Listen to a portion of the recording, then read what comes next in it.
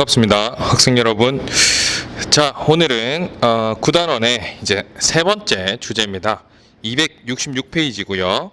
자원 파트로 이제 넘어갑니다. 그래서 자원과 지속 가능한 발전이라고 큰 주제는 이제 두 번째인데 작은 주제로서는 이제 세 번째 주제가 됩니다. 그래서 자원의 분포와 소비 실태. 오늘은 그 첫 번째 시간. 쌤이 2시간으로 지금 구성을 했기 때문에 오늘은 첫 번째 시간이 되겠습니다. 자, 그래서 먼저 한번 보겠습니다. 자원의 의미와 특성을 먼저 살펴볼 텐데, 자, 자원이란 것은 뭐냐? 자, 첫 번째 의미, 자, 인간에게 이용 가치가 있어야 된다. 첫 번째 조건은 우리한테 이용의 가치가 있어야만 자원이라고 얘기를 할 수가 있고요. 두 번째, 또 기술적으로 개발이 가능해야 된다. 기술적으로 개발이 가능해야 되는 거. 그리고 세 번째는 경제적으로도 경제성을 좀 갖고 있어야 되는 거. 그러니까 개발을 했다고 해가지고 우리가 쓰지 않으면 의미가 없는 거죠. 그죠? 그래서 이 세 가지 조건을 다 충족하는 그러한 것을 우리는 자원이다라고 얘기를 하는 거죠. 그래서 이 자원의 기본적인 특성을 한번 보게 되면 크게 세 가지로 구분할 수가 있는데, 자, 요거는 여러분들 좀 잘 알아둬야 됩니다. 자, 유한성이라는 것이 있어요. 유한성. 자, 대부분의 자원에는 자, 매장량에 뭐가 있다? 한계가 있다는 거야. 한정이 있다라는 성질이다라는 거죠. 그래서 언젠가는 이 자원들은 고갈이 된다라는 특징을 갖고 있다는 거죠. 그래서 우리는 그러한 특성을 유한성이다라고 얘기를 하죠. 그래서 대표적으로 우리가 가채연수라는 표현이 있습니다. 가채연수. 이 가채연수라는 것은 뭐냐? 채굴이 가능한 연수를 의미하는 건데, 뭐 예를 들자면 석유 같은 경우에는 우리 책에 또 소개가 되어 있기는 합니다만, 석유는 앞으로 지금 현재의 사용량을 유지한다면 앞으로는 약 50년 정도를 우리가 사용할 수 있다. 그 뒤에는 뭐 하더라? 고갈이 된다라는 거죠. 그 다음에 뭐 석탄 같은 경우에는 114년을 쓸 수 있다. 뭐 천연가스 같은 경우에는 앞으로 한 52년 정도 쓸 수 있다라고 이렇게 채굴 가능한 연수가 있다는 거죠. 즉 뭐다? 매장량에는 한계가 있기 때문에 고갈이 된다라는 특성이 있다는 거죠. 그다음 두 번째, 편재성입니다. 자, 재자는 있다라는 얘기죠. 근데 어떻게? 치우쳐서 있다는 겁니다. 대부분의 자원은 특정 지역에 편중되어서 분포한다라는 특징을 갖고 있다는 거죠. 그래서 우리가 뭐 그 다음 페이지에 쌤이 지금 준비는 해놨습니다만, 여기 오른쪽에 한번 보게 되면 여기에 지금 석유의 분포가 나와 있는데, 석유 같은 경우에는 이 페르시아만, 그죠? 그 다음에 이 멕시코만, 그죠? 그 다음에 또 인도네시아 이런 지역도 좀 많이 갖고 있죠. 이런 지역에 주로 있고 나머지 지역들은 석유를 찾아보기가 어렵다라는 거죠. 그죠? 그래서 이런 식으로 자원은 편재성을 가지고 있다는 특징이 있고요. 그 다음 세 번째, 가변성입니다. 변화가 가능한 성질이 있더라. 변할 수 있다는 얘기죠. 뭐에 따라서? 기술, 경제, 문화적 조건에 따라서 그 자원의 의미와 가치는 달라질 수 있다라는 건데, 예를 들어서 자, 우라늄 같은 경우에는, 그죠? 우라늄 같은 경우에는 과거에 우리가 원자력을 이용할 수 있는 기술이 없었습니다. 그죠? 그러면은 그 당시에는 뭐더라? 그냥 광물일 뿐이더라고요. 그냥 돌비라는 거죠. 그런데 그런 것을 원자력으로 활용할 수 있는 기술이 생기다 보니까 이거는 우라늄은 아주 유용한 자원이 된다는 거죠. 그죠? 그다음 또 뭐 석유 같은 경우에, 과거에는 석유가 땅 위로 흘러도 그거를 이용하지 않았을 때는 그냥 뭐 검은색 물이었다는 거죠. 근데 그게 모의 발달과, 즉 내연기관의 발달과 함께 석유는 아주 중요한 자원이 돼버렸는 거죠. 그죠? 이런 것들은 이제 기술과 관련이 있다라는 거고요. 또 이게 경제성하고도 관련이 있죠. 그죠? 과거에 그냥 검은 물이었을 때, 이게 없었을 때는 그냥 가치가 없는 그냥 검은 물이었죠. 근데 이게 있으니까 이제는 석유는 천정부지로 가격이 솟게 되는 거죠. 그 다음에 문화적 조건에 의해서는 돼지고기, 우리나라에서는 이 돼지고기는 아주 중요한 식량 자원이죠. 소고기도 마찬가지입니다. 그죠? 하지만 이런 것들이 이슬람 문화권에 간다든지, 그죠? 그 다음에 힌두 문화권을 간다든지, 그렇게 되면 돼지고기라든지 소고기라든지 이런 것들이 이제 사람들이 먹는 음식이 아니니까, 그죠? 이것들은 어쨌든 가치가 없을 수 있다는 거죠. 자원으로서. 그죠? 그래서 이 자원은 이 세 가지의 특징을 가지게 된다라는 거고요. 자, 그럼 두 번째, 에너지 자원의 종류와 특징 뭐가 있느냐? 한번 살펴보게 되면, 자, 에너지 자원에는 크게 두 가지가 있습니다. 화석 에너지와 신재생 에너지가 있습니다. 좀 들어봤죠? 그죠? 펜을 좀 바꿔보겠습니다. 이게 더 진할 것 같아. 자, 화석 에너지. 선생님이 수업 마지막 시간에 수업 끄트머리에 수업을 시작해서 종이 치고 있네요. 자, 화석 에너지는 말 그대로 뭡니까? 이 태우면 연기가 나는 것들이죠. 그죠? 그래서 석유, 석탄, 천연가스, 우리가 기본적으로 알고 있는 가장 흔히 쓰이는 그러한 에너지를 화석 에너지다라고 얘기를 하고요. 그 다음에 신재생 에너지가 있습니다. 신재생 에너지는 신에너지와 재생 에너지를 이제 합쳐서 얘기를 하는데, 이제 신에너지 같은 경우에는 이제 연료전지라든지 아니면 이제 수소 에너지 이런 것들 이제 새로운 에너지들이죠. 그죠? 그다음에 재생 에너지 같은 경우에 다시 쓸 수 있는 거, 뭐 수력이라든지 풍력이라든지 지열이라든지 뭐 바이오 에너지라든지 뭐 해상 에너지라든지 이런 것들을 합쳐서 우리는 신재생 에너지다라고 얘기를 하는 겁니다. 자, 그래서 이러한 이제 에너지들의 특징을 한번 살펴보게 되면, 자, 에너지 자원의 생산 지역과 소비 지역이 뭐하더라? 불일치하더라라는 거야. 그러니까 생산하는 지역 따로 소비하는 지역이 따로 되기 때문에 자원은, 에너지 자원은 뭐가 발생하더라? 이동이 발생을 하더라라는 거죠. 그죠? 그렇기 때문에 이러한 에너지 자원들은 국제 이동량이 많더라. 근데 그 중에서 누가 가장 많다? 석유가 가장 많더라는 거죠. 아무래도 석유가 아주 중요한 에너지 자원이, 지금 현재로서는 아주 중요한 에너지 자원이 되기 때문에 그렇겠죠. 그래서 아래쪽에 선생님이 그 석탄과 석유의 분포와 이동 지도를 지금 넣어놨습니다. 이러한 지도를 우리가 뭐라고 하죠? 이 화살표와 화살표의 두께에 따라서 이동량이 결정되죠. 그죠? 우리는 유선도라고 하죠. 그죠? 이러한 지도를 우리 유선도라고 표현합니다. 석탄의 먼저 분포를 한번 보게 되면, 석탄은 그래도 뭐 전반적으로 보면 유럽에도 있고요, 뭐 러시아도 많고요, 우리 중국도 있고요, 우리나라도 실제 석탄도 있죠. 그다음 인도네시아, 오스트레일리아, 뭐 미국, 뭐 그다음에 아프리카, 뭐 대다수의 석탄 같은 경우에는 다 분포를 합니다. 자, 근데 이 석탄도 그 소비를 하는 나라들에 의해서 이런 일본이라든지 그다음에 미국이라든지 그다음에 중국, 산업이 많이 지금 발달하고 있는 중국과 인도 같은 이러한 지역에 지금 많이 이동하고 있다는 것을 확인할 수가 있죠. 그죠? 그다음에 오른쪽에 보게 되면 좀 전에 우리가 살펴봤습니다만 뭐 이러한 지역, 그죠? 그다음에 인도네시아, 그다음에 미국, 멕시코만 일대 뭐 이런 지역에서 이제 생산이 많이 일어나죠. 근데 사용되는 나라들을 보게 되면 뭐 중국, 인도, 우리나라도 뭐 석유를 상당히 많이 사용하고 있죠. 우리나라 같은 경우에도 뭐 2014년도의 기준으로는 탑 5까지 들어갔답니다.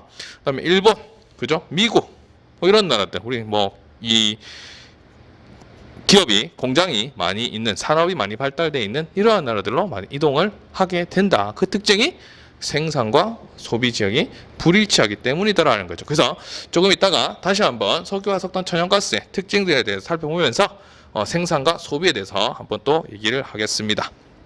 그럼 이제 세 번째, 주요 에너지 자원의 특징 한번 보게 되면, 이제 우리 주요 에너지 자원이라고 하면 이제 화석 에너지 세 개를 의미하게 되는데, 자, 먼저 석탄의 특징을 한번 살펴보게 되면, 석탄은 자, 여러 지역에 비교적 고르게 매장되어 있다는 것이 특징입니다. 지하 자원 중에서는 그래도 거의 대부분의 지역들이 다 갖고 있다는 얘기입니다. 그렇기 때문에 상대적으로 석유에 비해서는 국제 이동량이 적다라는 거고, 얘 같은 경우에 주로 뭘로 사용이 되느냐? 제철공업 또는 발전 등과 같은 산업용으로, 또 발전용으로 많이 사용이 되더라라는 거고요. 그다음에 산업혁명 시기부터, 즉 뭐의 발달로? 증기기관의 발달이죠. 증기기관의 연료로 이용되면서 소비량은 급증했고, 근데 이게 연소할 때는 이산화탄소 배출량도 많고 대기오염 물질도 많이 배출을 하게 된다라는 그러한 단점도 있죠.